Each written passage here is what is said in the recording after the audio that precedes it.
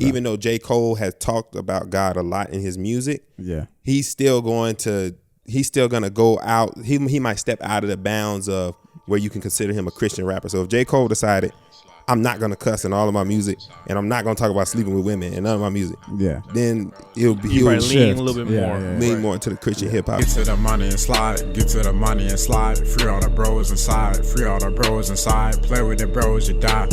Yeah. Get to the money and slide. Free all the bros inside. Play with the bros, you die. Yeah. If you want smoke, come get it. You on my chain, come get it. Taking the money, run with it. New to this shit, I done did it. Get to the money and slide. Get to the money and slide. Free all the bros inside. Free all the bros inside. Play with the bros, you die. Yeah. I see you, man. I'm looking at this nigga waiting on his. Yes, sir. Audio visual are going. Yeah, I need it. Waiting on it, bro. I like it now. Because that's confirmation that you checked. Yeah, it's 4 minutes deep. That sound good. Hey, man, it's the Got 15 podcast. Coming back, man. Volume 4. Part Who Knows, man. You already know who's coming with y'all with the Got 15 crew, man. But we got a special guest to my left. Go ahead and shout yourself out, man. Yo, what's up, y'all? It's Southsidepoet. You can follow me on all platforms at Southsidepoet_. Make sure y'all go check out my boy work, man. Show him some love. He here spending some time with us, so make sure y'all go spend some time with him on his socials, bro. And if I know it's one thing that Chan got, is Chan gonna get us with a topic, brother. What you got, bro? I ain't gonna lie. When we first talked about this, you said you was gonna lead it today. You said you was gonna run the ball, lead the show. So you know what I'm saying? Well, it's a good thing I'm the MVP of the pod, and I can always lead us to where we need to go, man. So like I said, my guy Southsidepoet here, bro. Just tell me a little bit about what you do, kind of how you guys started doing what you do, and then we'll kind of just go from there. Okay, all right, bet. So I'm a rapper. I'll say I'm on the Christian conscious side of hip hop. That's kind of that's the space that I take up in terms of hip hop. I love writing music. Rap is really my newest art form in the sense of I actually started with piano. Okay. My mom owns a performing arts school, so she was like, if you don't play music, then you can't play sports. So I was like, damn, that's tough. That's tough. My folks definitely tried to get me to piano, and I couldn't get into it. So you started with a musical background already from your mom. Mm-hmm. Does she sing? Does she play music? Shit too like that? Yeah. So she started with piano. So she's a piano teacher. Or she owns the school, but she's a piano teacher. She's a vocal coach. My family's actually from South Carolina. Mm-hmm. They actually moved here to pursue a record deal. My mom and my aunt, and then my dad came with them. But he wasn't singing. He was doing more like security type stuff. Right. Okay. And so you say that you're a conscious Christian rapper. All right. So that is a small niche inside of hip hop. So how did you kind of define your way in that niche? Well, it's because I'm a church boy through and through. So I grew up in church. Matter of fact, before COVID, we was in church like 5 days out of the week. Whoa. Yeah. So now this was for whatever reason. So we had praise and rehearsal on Mondays, prayer Tuesday, Thursdays, actual service on Fridays and Sundays. But I'm at church all the time. I'm at church, I say 1, 2, 3, like 4 or 5 now. I still kind of still 4 days out the week now? At least 4. Okay. Yeah, at least 4. And then, but also because my parents, the business, the school, we're partnered with the church. Okay, so we share the building. That makes sense. That makes sense. Okay, so I mean, how have you kind of found success, or how have you kind of navigated being in a smaller niche in hip hop, especially Christian rap or conscious rap? I mean, there's some big conscious rappers out there, but not a lot of big Christian rappers for sure. So how do you kind of get into that space, especially with hip hop being, a vulgar, form of art? Can you repeat the question? I just want to make sure So, I mean, like I said, I know that, like, when I listen to rap, I listen to trap music, hip hop, and not majority of it is not conscious, at least nowadays. Like, say, it's nothing. Wait, I'm kind of confused though. What's the difference between conscious and Christian rap? I don't even, like, you keep saying conscious, like, I don't even know what that is, to be honest. Right. Like Logic type shit. That was the energy I'm thinking. I'm thinking like, like a Joyner Lucas, Logic, trying to put real meaning into what you're rapping, not just actual rapping music. about like not just rapping to make the sound and make it sound good. I'm actually trying to deliver a message that's a little bit deeper than maybe what's on the surface level. Right. You're right. Like I'm trying to tell you Yeah, something. yeah. So that's kind of got the conscious rap, and then you're partnering that with the Christianity message of it. Like that's the message, and I'm delivering it in the conscious hip hop, medium or platform, right? Yeah. That's kind of come on, Mike. You gotta. Well, I wasn't really asking you, Mr. Fucking Yap. Oh well, I mean, I was just trying to explain to you how easily it was. I want to know from a real artist, okay. how does he perceive okay. conscious rap versus Christian rap, and how do you mix the two?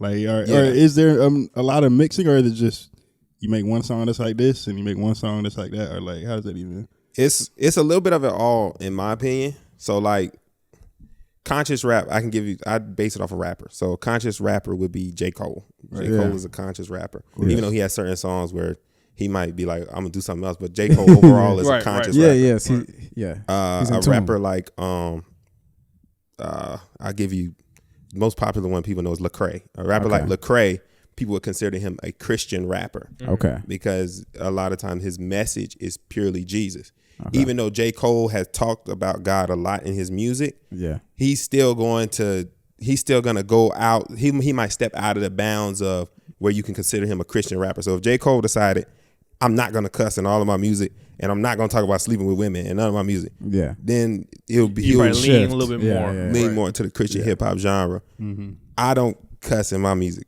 Yeah, I don't drink or smoke. So that's where me being saved and me believing in Jesus is gonna come up in my music. So I'm not gonna try to beat you over the head, be like Jesus, Jesus, Jesus. Yeah. But I'll be rapping and you'll hear me be like, I'm believing in God. Right. Or, if you believe in, like you said, if you believe in how you're believing, there's no way that you can rap about your experience without mentioning it. Yes, exactly. Right. That's your story. That makes sense, bro. I mean, like, I don't know. I feel that's always tough for me, bro. Because like that's a tough market to try and break into, bro. So I mean, how long have you been rapping? I say this is year like 6. Damn, I started in like 11th grade. So you grinding, bro. Oh, wow. Yeah. How's that grind been for you, bro? It's good. I appreciate the grind and I appreciate the journey. And I think it's mostly because I started to change what my definition of success was. Because a lot of times we see these rappers where they get really big, really fast, right? And then you see the things that they have and then years later, some stuff come up or they die out because there was no foundation laid of what they were doing. So I respect my journey as an artist. My thing is I just want to make good art. Yeah. And I want to be able to make money doing it. Yeah. I've gotten to the point now, especially rapping 6 years, I've gotten to the point where being famous is not something that I'm chasing. I'm not chasing clout or chasing fame. I just love to rap. Yeah. And so wherever that takes me is now, of course, I'm going to treat it like a business and make sure that I'm going to start bringing in revenue. Mm-hmm. But that's really where I'm at with it. My definition of success, I got to rap with I just did a show the other day. My aunt dropped the album. I got to rap with my aunt. You know what I'm saying? Or I got to rap with my pastor. Yeah. So stuff like that, that's more success. I got to create a song. Not many people can say I created a song with my brother and my cousin and we gave it to my grandparents for Christmas. People can't say that. You know what I'm saying? So being able to take my gifts and impact the people around me is where I'm starting to measure my success now.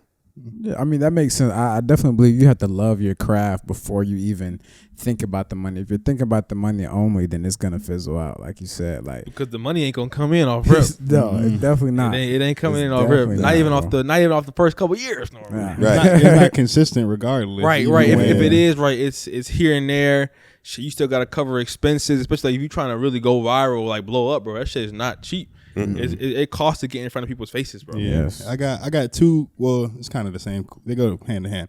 So first question I got for you is, what's your favorite song like from that you've made since the beginning of the 6 years? And then like, what's the message you was trying to give out with that song?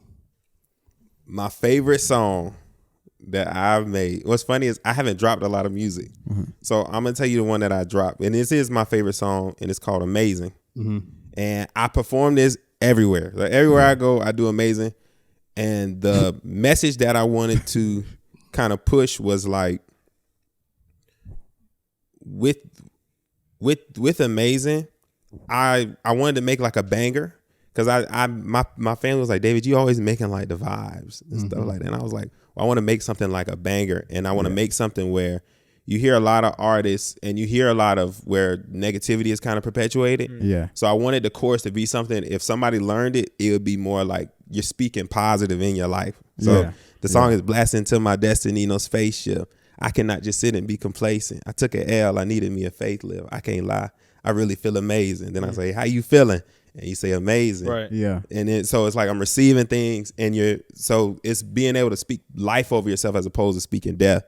So that's probably one of my favorite ones, if not the favorite. It's only one other one where I'm like, I really like that one. I ain't gonna lie, I like that song. I listened to that on my way here today. Yeah. So I like that song too. I appreciate that. for sure. Chan appreciate doing his that. research. I Man. mean, I'm always doing it. And Yeah. I also saw you did a live show on TV, man. I did. How'd you get in that situation? Like, how did you feel performing out there? Like, That was fun. That was really fun, actually. My aunt. So my aunt is an artist. She's a Christian artist, and so she sings. Matter of fact, the song that I rap live, I'm not supposed to be on that song. I'm not even the featured artist. My pastor is actually the featured artist on that song. But she said, David, I'm gonna have you as a backup because everybody at church know that I rap. yeah, And so she was like, I'll have you as a backup. If he can't come, you come Yeah. to the show and do what you do. So I was like, all right, bet. So she called me. So she let me know. I was like, make sure you're good with my pastor, because me and my pastor locked in. So I was like, make sure it's good. yeah. You know what I'm saying? For real. And she was I like, don't want to step on his toes like that. yeah, because you know that's my, I call him, that's my grandfather. Like, Yeah. you know what I'm saying? So I'd be like, yeah. So we did that, and then we went up to the TV station, and then we just like we wrote the song. I actually wrote that verse in the shower. So that verse I wrote, I think 90% of that verse I was in the shower writing it. I was like, nah, you killed that verse. I definitely gotta check that out. I appreciate that. Hey, bro. Hey, like I said, I can always respect somebody who's willing to grind, one, for their art. Because, like I said, as somebody who, I mean, I've said this on the pod too, but I never seen myself getting into, like, you know, like something called an art. You know what I mean? So, once you really realize how subjective art is, how like, it's so important for you to appreciate your own art, but also to put out art if you're trying to make money that other people also appreciate. Like that's a hard thing to do when you're not talking about yourself. So I can always respect somebody who's grinding on their own art, especially in a tough industry like that, bro. Like hip hop or music already is tough, and then coming in it at a different angle, it just makes it obviously even tougher because you're going for the smaller target market. Right. So now, where do you want to kind of take your career in the next? Like, do you plan on continuing music as your primary career, or what would that kind of look like for you? I do. I really, it's hard for me because I grew up in music. It's gonna be hard for me to separate from music in any way. Like it's gonna be hard for me to be able to do that. You can't really separate music and David from each other. But I'm really a businessman first. Right. So which is why I was an entrepreneurship major. So I'm a businessman first. So like music is not gonna be the only thing. Hip hop is not gonna be the only thing that I'm gonna be doing. Right. It'll be more of like, yeah, I'm rapping. This is a stream of income. This is something that I enjoy. That's a stream of income. But all of that's gonna fall under Southsidepoet LLC. Right. And we're gonna be doing other things. Yeah. That's how you gotta do it. Oh yeah, that's how you gotta do it. Say average millionaire got 7 streams of income. So now, before we get out of here, do you have anything in mind that you looking to start? That you got any business ideas you trying to put us on to, bro? Any business ideas? I don't have any yet, in a sense of right now I'm trying to focus on music and pushing the music, but just growing from the music and like I teach kids all the time. I'm teaching music all the time. So being able to kind of implement the ability to be able to teach music and stuff like that. I mean, that's two sources, right? And then you already had your mom too as an example. Your mom and your dad as an example of, hey, here's how you can, open up a small business. Here's how you can make partnerships with the church or other businesses to make your stuff work. So I mean, I can respect that, bro. Listen, bro, make sure y'all tap in with my guy, bro. You know what I'm saying? Stream his music, bro. Make sure y'all go really listen to what he's trying to say in his music as well, bro. Take in the message, bro. And I feel like, bro, with that being said, it's been the Got 15 podcast, and we out, man. Peace. Get to the money and slide. Get to the money and slide. Appreciate y'all popping out to the podcast, man. Make sure y'all leave a like. Go ahead and comment something. and hit that subscribe button if you haven't already, so you don't miss any of our videos, bro. And make sure you subscribe to our Patreon for exclusive behind-the-scenes videos posted weekly.